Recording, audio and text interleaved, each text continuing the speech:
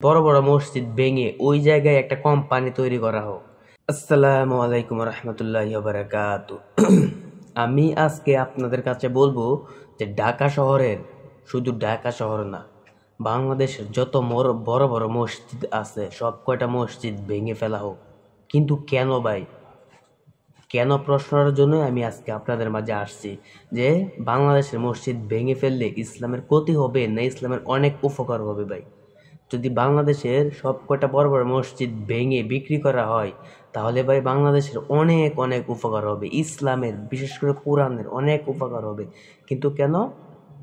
আল্লাহ পাক রব্বুল আলামিন কোরআনের মাঝে বইলাই দিছে, সূরা মাউনের 3 নম্বরে আয়াত, ওয়ালা ইয়াহুদ্দু আলা তুআমিল মিসকিন।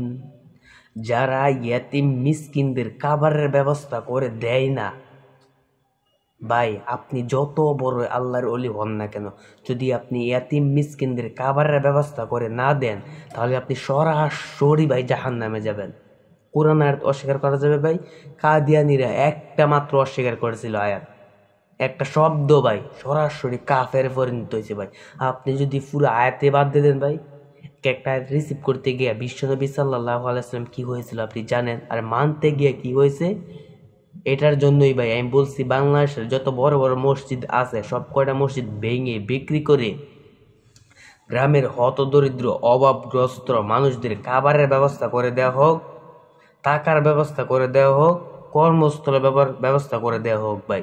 ঢাকা বড় বড় মসজিদ ভেঙে ওই জায়গায় একটা কোম্পানি তৈরি করা হোক, যাতে মানুষ কাজ করে বাঁচতে পারে, কাজ করে চলতে পারে, অনন্ত ভিক্ষা করা যাতে না লাগে ভাই, বুঝছেন? এইটাই হচ্ছে ইসলাম। আল্লাহ কোনো জায়গায় বলে নাই যে আমার মসজিদ তৈরি করো। বিশ্বনবী সাল্লাল্লাহু আলাইহি ওয়াসাল্লাম ও সাহাবীরা নামাজ পড়তেন, জাকাতের টাকা হাতে নিয়ে ঘুরতেন, অথচ তারা যে সময় নামাজ পড়তেন সেজদা দিলে কাদা মাটি তাদের মুখে লেগে যেত, অথচ তারা জাকাতের টাকা হাতে নিয়ে নিয়ে ঘুরছে ভাই। এইটাই হচ্ছে ভাই ইসলাম। আপনাকে কে বলছে মসজিদ বানাতে?